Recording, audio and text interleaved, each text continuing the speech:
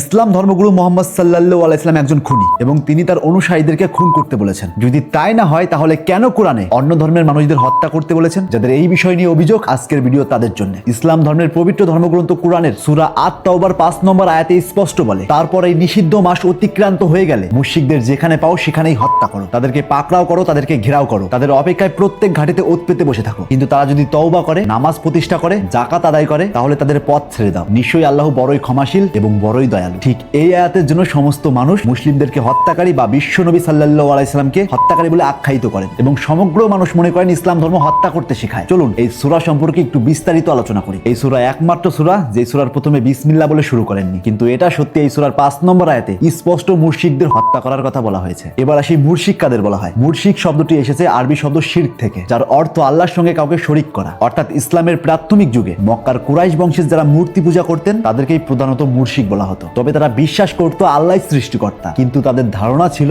বিভিন্ন দেবদেবী বা মূর্তির মাধ্যমে আল্লাহর কাছে পৌঁছাতে হবে। তাই তারা কাবার ভিতরে এবং আশেপাশে মোট 360টি মূর্তি স্থাপন করেন। এবার আসি, সত্যি কি কোরআন সমস্ত অমুসলিমকে হত্যা করতে বলেছেন, নাকি এর মধ্যে লুকিয়ে আছে অন্য ঘটনা? সূরা আত-তাওবা নাজিল হয় হিজরির 9ম বছরে। তখন আরব উপদ্বীপে মুসলিমদের সঙ্গে কিছু নির্দিষ্ট মুশরিক গোত্রের সঙ্গে চুক্তি হয়, টানা 10 বছর কোনো যুদ্ধ করা যাবে না, দুই পক্ষের বিরুদ্ধেই পরস্পর সাহায্য করবে না। যে কোনো গোত্র চাইলে মুসলিম পক্ষে বা কুরাইশদের পক্ষে চুক্তিবদ্ধ হতে পারবে, কেউ গোপনে আক্রমণ বা বিশ্বাসঘাতকতা করতে পারবে না। এটা ছিল শান্তি এবং সহাবস্থানের চুক্তি, অর্থাৎ এই চুক্তির মেইন উদ্দেশ্য ছিল শান্তি। কিন্তু এই চুক্তি হওয়ার পরেও সেই মুশরিকরা বারবার সেই চুক্তি ভঙ্গ করছিল। তারা গোপনে ষড়যন্ত্র করে, বিশ্বাসঘাতকতা করে এবং অকারণেই বারবার যুদ্ধ করেছিলেন। অর্থাৎ এক কথায় তারা বারবার সমস্ত চুক্তি ভঙ্গ করছিলেন। এটা শুধু একবার নয়, তারা বারবার করতে থাকে। তখন নাজিল হয় এই সূরা আত-তাওবা। তখন বলা হয় ওই চুক্তি ভঙ্গকারী মুশরিকদের যেখানে পাবে সেখানে হত্যা করো, তাদের প্রত্যেকটা ঘাটিতে ওঁত পেতে বসে থাকো, কিন্তু যেই সব মুশরিকরা ক্ষমা চাবে তাদেরকে যেতে দাও। অর্থাৎ এই সূরা নাজিল হয় শুধুমাত্র এক নির্দিষ্ট চুক্তি ভঙ্গ করা মুশরিকদের জন্য, সারা পৃথিবীর মানুষদের জন্য নয়। চলুন আরেকটু সহজ করে বলি। ধরুন ভারত আর পাকিস্তানের মধ্যে শান্তি চুক্তি হলো। চুক্তিতে লেখা হলো পরস্পর কেউ কাউকে আক্রমণ করবে না, কখনো বিশ্বাসঘাতকতা করবে না, কখনো চিট করবে না এবং নিরপরাধ মানুষদের হত্যা করবে না। কিন্তু এই চুক্তি হওয়া সত্ত্বেও পাকিস্তান বারবার ভারতবর্ষকে আক্রমণ করতে থাকে। ভারত সীমান্তের কাশ্মীরের উপর হামলা চালায় এবং অকারণে মানুষদের হত্যা করতে লাগলো। তাদেরকে বারবার সতর্ক করা সত্ত্বেও তারা এই অপকর্ম করতেই থাকলো। তারা প্রতিনিয়ত চুক্তি ভঙ্গ করছিল। এবার সত্যি করে বলুন তো, ভারতবর্ষ কি চুপ করে থাকবে? একদমই না। যেহেতু তারা বারবার সতর্ক করা সত্ত্বেও তারা চুক্তি ভঙ্গ করছে, তাই তাদের এই হামলা থামানোর জন্য তাদের সঙ্গে যুদ্ধ ঘোষণা করতে হবে। ঠিক তেমনি মুশরিকরা যখন বারবার চুক্তি ভঙ্গ করছিল, তাই তাদেরকে শুধরানোর জন্য 4 মাস সময় দিয়েছিল। যদি তারা এই 4 মাসের মধ্যে না শুধরায়, তবে চুক্তি ভঙ্গকারী, অশান্তি সৃষ্টিকারী মুশরিকদেরকে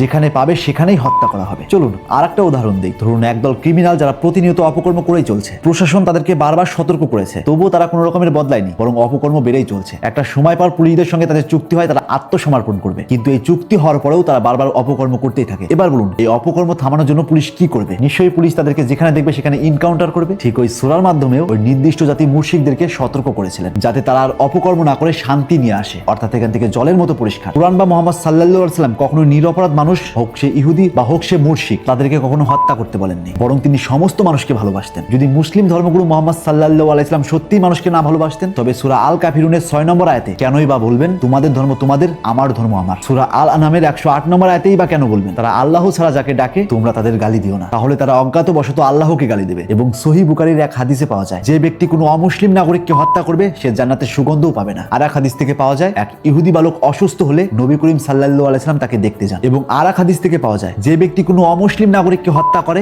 আমি কিয়ামতের দিন তার বিরুদ্ধে বাদী হব। অর্থাৎ এখান থেকে স্পষ্ট নবী মুহাম্মদ সাল্লাল্লাহু আলাইহি সাল্লাম অন্য ধর্মের মানুষদের খুব ভালোবাসতেন। আর যেই আয়াত নিয়ে এত বিতর্ক, সেই আয়াত সমগ্র অমুসলিমদের জন্য নয়, বরং কোনো এক সময়ের কোনো এক নির্দিষ্ট সীমা লঙ্ঘনকারী মুশরিকদের জন্য। আর যারা এই আয়াত নিয়ে বিতর্ক সৃষ্টি করেন, এট ফার্স্ট এই একটা আয়াত না পড়ে এই সূরা আত-তাওবার সমস্ত আয়াতগুলো পড়ুন এবং তার সমস্ত প্রেক্ষাপট সহ সমস্ত মানে জানার চেষ্টা করুন। সবকিছুর পরিপ্রেক্ষিতে একটা কথাই বলতে চাই, সে হোক হিন্দু ধর্ম, হোক মুসলিম ধর্ম, কিংবা হোক খ্রিস্টান বা বৌদ্ধ ধর্ম, সেই ধর্মকে প্রপারলি না জেনে সেই ধর্মকে কটূক্তি করা অন্যায়। আপনি তখনই মন্তব্য করুন যখন আপনি সমস্ত ঘটনা অবগত। আর ভুলেও কোনো ধর্মগ্রন্থে অপব্যাখ্যা করবেন না। আর একটা কথা সবসময় মনে রাখবেন, আমাদের ধর্ম আমাদের কাছে শ্রেষ্ঠ, তাদের ধর্ম তাদের কাছে শ্রেষ্ঠ। তাই কোনো ধর্মকে অসম্মান করবেন না। তাই প্রত্যেক ধর্মের উপর রেসপেক্ট রেখে কথা বলুন, কারণ আমি বিশ্বাস করি প্রত্যেক ধর্ম শান্তির ধর্ম, প্রত্যেক ধর্ম শান্তি শেখায়। কিন্তু এই সমাজে এক শ্রেণীর মানুষ আছে যারা ধর্মগ্রন্থগুলোকে বিকৃতি করে প্রতিনিয়ত অশান্তি বাঁধাচ্ছে। নিশ্চয়ই নিজের ধর্মটাকে শ্রেষ্ঠ প্রমাণ করুন, কিন্তু তা অন্য ধর্মকে ছোট করে নয়। আমার ভিডিওর উদ্দেশ্য কোনো ধর্মকে ছোট করা বা অসম্মান করা নয়, বরং আমার ভিডিওর উদ্দেশ্য সত্যটাকে জানানো। আর সত্য হলো নিম পাতার মতো, খেতে তেতো হলেও উপকার আছে। আর ভিডিওতে কোনো রকমের ভুল ত্রুটি থাকলে তা অবশ্যই ক্ষমার দৃষ্টিতে দেখবেন। আর কোনো তথ্যের ঘাটতি থাকলে কমেন্ট বক্সে থাকা ইমেল নাম্বারে অবশ্যই তথ্য দিয়ে সাহায্য করবেন। তাই আজ থেকে চোখ খুলুন আর এরকম ইন্টারেস্টিং ভিডিও প্রতিনিয়ত পাওয়ার জন্য তাপস এক্সপ্লোরার পেজটিতে ফলো দিয়ে রাখুন।